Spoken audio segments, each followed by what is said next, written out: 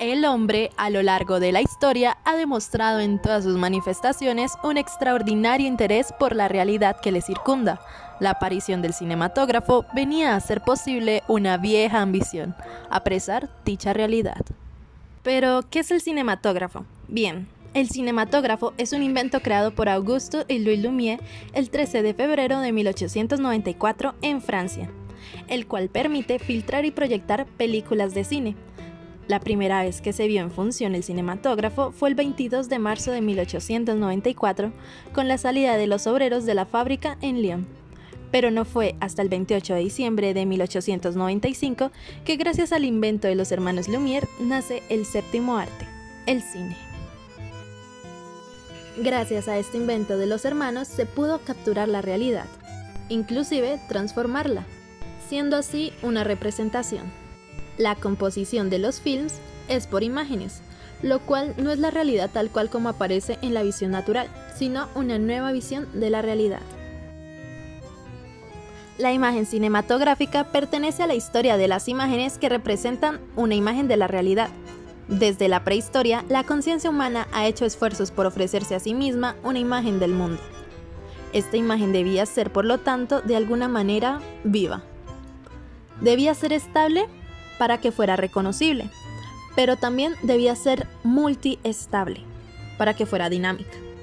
Debía reproducir la realidad, imitarla, pero también mostrar lo real en intervalos. Debía también representar lo visible, pero al mismo tiempo lo invisible. Por el momento, en esta historia, la imagen audiovisual representa la culminación de ese proyecto de la conciencia. Ninguna imagen logra como ella engañar a los sentidos, hacerles vivir una ilusión sin ellos saberlo. Si el cine puede convertir los sueños en realidad, lo inconsciente en consciente se debe en parte a su efecto diegético, o mejor digamos que perfeccionado el efecto diegético. Con la llegada del cine sonoro, la imagen cinematográfica se presenta plenamente como ilusión de realidad.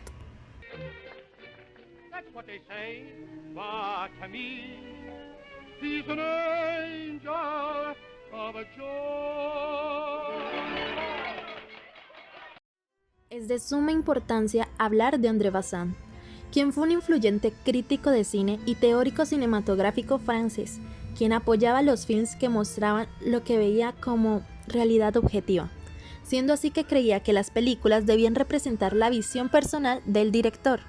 Por otra parte, está Krakauer, un periodista, escritor y sociólogo teorizador del cine alemán, quien establece paralelismos en la percepción de la realidad fotográfica e histórica. Krakauer ve causado este proceso de disgregación sobre todo por la subjetivización total de la realidad, la misma que perseguía el expresionismo. Iba decididamente en contra de un idealismo caducado que pretendía concebir las cosas exclusivamente de el yo. Pretende analizar la realidad exclusivamente mediante conceptos abstractos y se marcan como objetivo la acumulación del saber y la búsqueda de la causa última. Tal como podemos apreciar, Bazin y Krakauer mantienen concordancia en sus teorías, ya que en primer lugar, ambos se apoyan en la imagen como fuente primaria de un film, y además en la capacidad reproductiva del medio, y la casi nula participación del hombre en la captación. Ahora bien, hablaremos de la percepción. La percepción es concebida como un acto individual que consiste en la forma en cómo captamos la realidad a través de un medio determinado. En ese sentido, el mundo es definido según lo que vemos y percibimos. Este señor, Jorge Ortega y Gasset, nos dice que la realidad se divide en perspectivas individuales.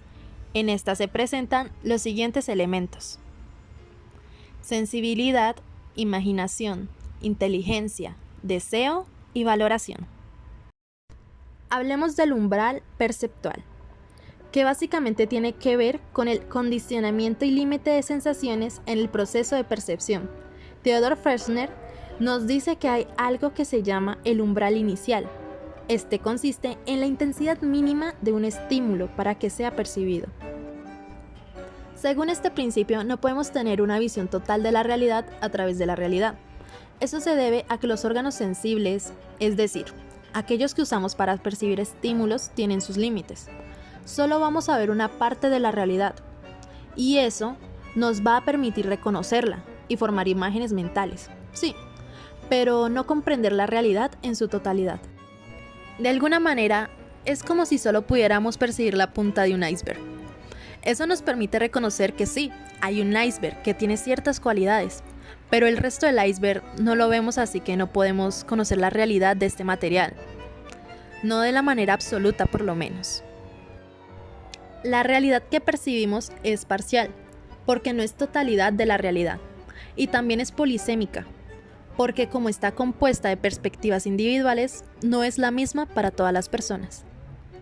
La misma ciencia nos dice que nuestro intelecto no nos permite conocer la verdad objetiva de manera absoluta.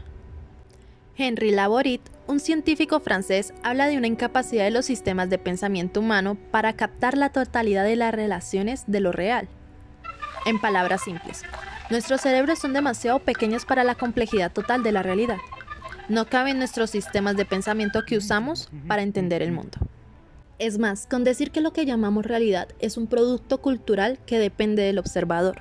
Por otro lado, mientras los realistas parten de la existencia del mundo real y existe independientemente del sujeto perceptor, los idealistas reducen toda realidad al acto pensante o a la razón, como Hegel. La realidad de los objetos no consiste ni en ser independientes de la conciencia que conoce, como dice el realismo, ni de ser dependientes de la misma, como dice el idealismo, sino en pertenecer a un campo en el que dominan las leyes objetivas e independientes de la voluntad de cada uno, y que por lo mismo son interpretadas por la metafísica como expresiones de una sustancia, la materia, la energía o algo parecido, indica Rudolf Carnap. Lukács dijo en un momento: toda imagen cinematográfica es vivida como la mímesis de una realidad que es auténtica a priori por el hecho de que nace de la fotografía. Pero, ¿qué es la mímesis de la realidad? Bueno, para el filósofo Platón, lo señala como la apariencia de las imágenes exteriores de las cosas que construyen el mundo opuesto a las ideas, siendo que esta imitación de la realidad es tan solo la copia de la copia del mundo de las ideas. Con esto dicho, el cinematógrafo crea imágenes a través de objetos con existencia física real, dado a que se emplea el reflejo que genera la luz, lo que permite que el receptor construya mediante procesos mentales una estructura de identificación semejante a la del objeto. Pero ojo, esto no quiere decir que el cinematógrafo reproduzca la realidad, ya que los objetos filmados no sufren ningún proceso de transformación el cual modifique su realidad física y dejen de existir como tal para convertirse en imágenes. Pero bueno, si quedamos que el cinematógrafo no reproduce la realidad, ¿por qué parece que sí lo hiciera? Bueno, resulta que aquí influyen dos grupos de factores. En primer lugar están los reproductores, que son una serie de índices que presenta la imagen, como por ejemplo movimiento, color, espacio, etc.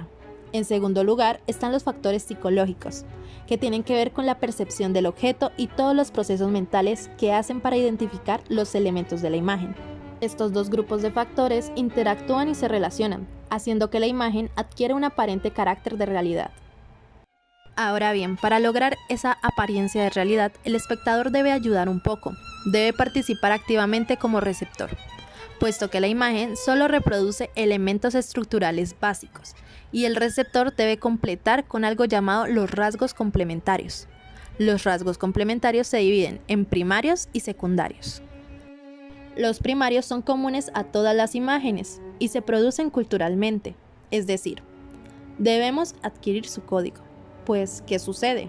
Este conjunto de aspectos no puede ser reproducido por la imagen. Por ejemplo, aquí entran las tres dimensiones del objeto y como una imagen bidimensional no los puede reproducir. Los secundarios, por otro lado, se aportan cuando conocemos el objeto con anterioridad a su imagen por experiencias sensoriales previas. Básicamente tendríamos la siguiente fórmula: rasgos estructurales básicos más rasgos complementarios, primarios y secundarios, igual a la imagen completa. Pero entonces desmenucemos esto bien con un ejemplo. Si ya conocemos a alguien y nos muestra su fotografía, nos va a parecer idéntica, pero ¿y si es al revés? Si no conocemos a esa persona, Vemos una foto y luego la vemos en persona, veremos la diferencia entre imagen y realidad. Esto nos dice que la sensación de duplicidad o de semejanza varía dependiendo de si conocemos o no al referente.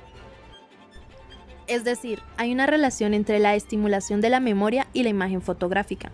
Digamos que la imagen tiene errores en la reproducción, pero cuando ya conocemos al referente tenemos una imagen mental de este, y los rasgos estructurales básicos activan nuestra memoria de esa persona.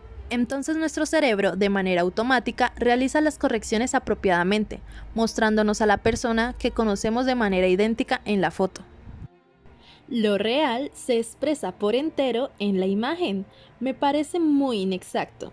Nunca revela sino un aspecto y nada más, afirma Jean Mitry.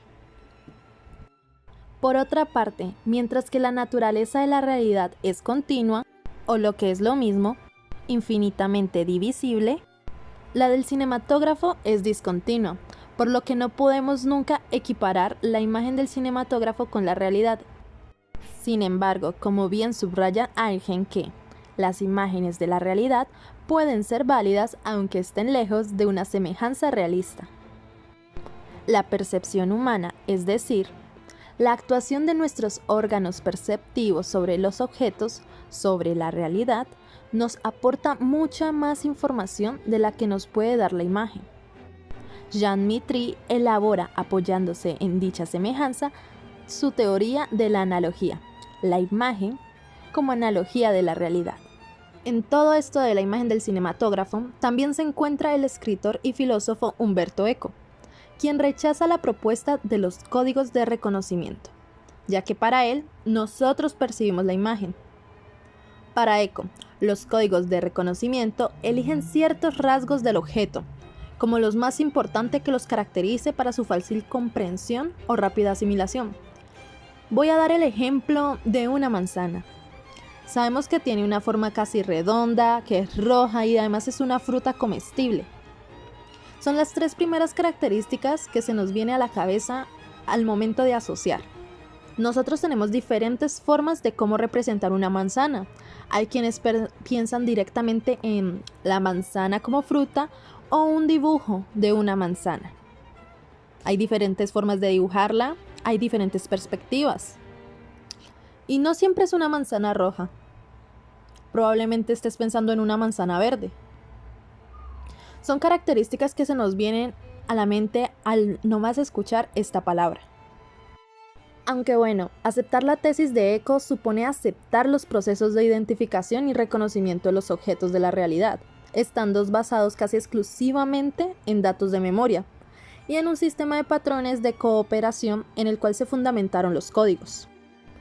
Ahora que hemos tocado el tema de los patrones, es claro saber de la cantidad infinita de patrones que existe, ya que puede presentarse de múltiples maneras.